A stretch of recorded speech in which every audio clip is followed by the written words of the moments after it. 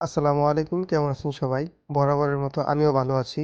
কিছুদিন আগে আমি আর আমার বড় ভাইরা মিলে চলে গিয়েছিলাম ঢাকা আন্তর্জাতিক বাণিজ্য মেলায়। চলুন যাত্রা পথ থেকে শুরু করা যাক। যেহেতু আমরা মতিঝিল এলাকায় থাকি, তো মতিঝিল থেকে মেট্রো দিয়ে যাওয়ার প্ল্যান করলাম মিরপুর 10 পর্যন্ত।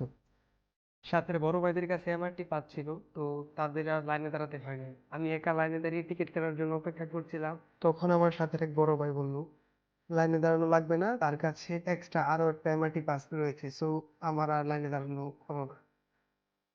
কিছুক্ষণ অপেক্ষা করার পরে ট্রেনও চলে আসলো। আগে যাত্রী নামতে দিলাম, তারপর আমরা উঠলাম। উঠেই দেখি যাত্রী আসনগুলো একদম ফাঁকা। মেট্রো দিয়ে প্রায় সময় যাতায়াত করা হয়, তবে কখনো সিটে বসে যেতে পারি নাই, এরকম ভাগ্য হয় নাই। আর কিছুক্ষণ পরে আমরা চলে আসলাম মিরপুর 10।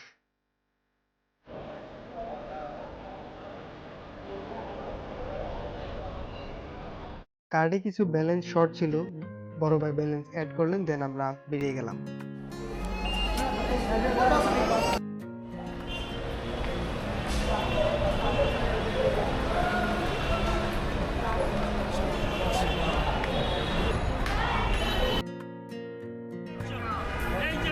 মিরপুর 10 থেকে বাসে করে চলে গেলাম কুড়িল বিশ্ব রোড।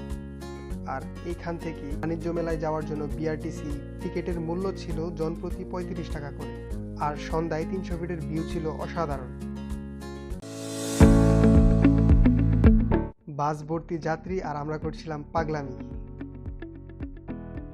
আর ওই যে দূর থেকে বাণিজ্য মেলার লাইট দেখা যাচ্ছিল। আর আমরা বাস থেকে নেমে প্রথম গেটে প্রবেশ করলাম।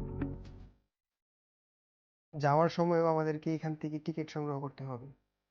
আর মেলার ভিতরে প্রবেশ করার জন্য আরো একটি টিকিট সংগ্রহ করতে হয়েছে।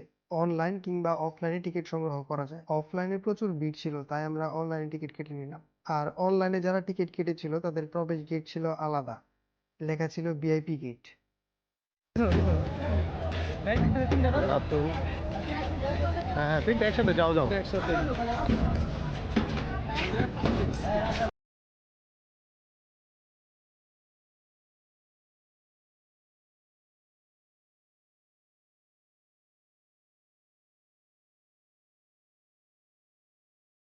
3 জন এক ফ্রেমে ভিডিও নিয়ে নিলাম।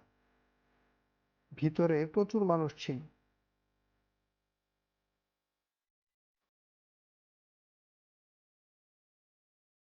দুই থেকে তিন বছরে একটি ছেলেটাও পাওয়া গিয়েছে পরনে টি-শার্ট লাল টি-শার্ট পরা। মাইক দিয়ে একটি অ্যানাউন্সমেন্ট দিচ্ছিল, একজন লাল শার্ট পরা বাচ্চা খুঁজে পাওয়া গেছে। মেলায় বাচ্চা হারিয়ে যাওয়া নতুন কিছু না, তবে বাচ্চাদেরকে সাবধানে রাখার দায়িত্ব অভিভাবকদের। গেট দিয়ে ঢুকতেই প্রথম স্টলটি ছিল বাংলাদেশের একটি ব্র্যান্ড, মিনিস্টার। তারপর ছিল ভীষণ, আরো অনেক ইলেকট্রনিক প্রোডাক্টের স্টল। এতগুলো নাম বললাম না। এতগুলো স্টলের মধ্যে থেকে আমার মন যেই জায়গায় স্থির হলো তা হলো খেলনার দোকানে। খেলনাগুলো দেখার পরে চলে গেলাম আচারের দোকানে।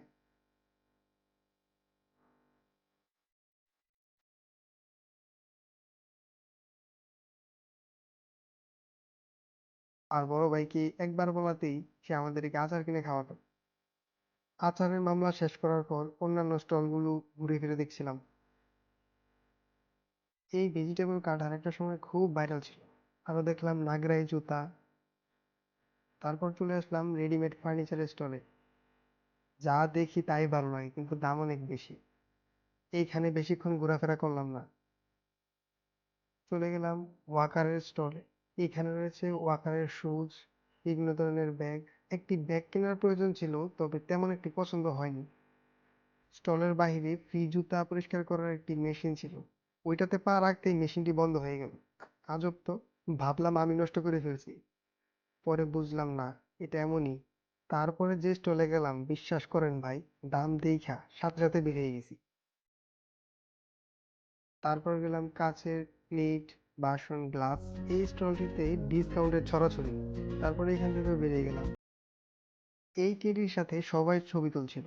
কেন তুলছিল তা জানি না, মানুষের দেখা থেকে আমিও চলে গেলাম। ওই সময়টায় আজান দিচ্ছিল, তাই আর ছবি তুলিনি। আপনারা যদি টার্কিশ ড্রামা দেখে থাকেন তাহলে এই চায়ের কাপগুলো চিনতে পারবেন। আমার কাছে মনে হলো এই চায়ের কাপগুলো ট্রেডিশনাল ডিজাইনের। আর এই জারবাতিগুলো অসাধারণ। ফাইনালি কেনার মতো কিছু পেলাম, আতর। আমি আতর খুব পছন্দ করি, তাই আমার জন্য আতর কিনে নিলাম। আতরের পাউচটা খুব প্রিমিয়াম ছিল। আইসক্রিম দেখে লোভ সামলাতে পারলাম না, ঠান্ডার মধ্যে ঠান্ডা খেয়ে নিলাম। আর আমি একটা বিষয় বুঝলাম না, ওলভেরিয়ান মার্ভেলের একটা ক্যারেক্টারের সাথে আপনারা চোখ তুলতেছিল, ভালোবাসা দিতেছিল। যখন আমি বললাম, ভাই আমারও ভালোবাসা নিবেন ভাই। আর রাত অনেক হয়ে গেছে, এখন আমাদেরও বাসা ফেরা উচিত।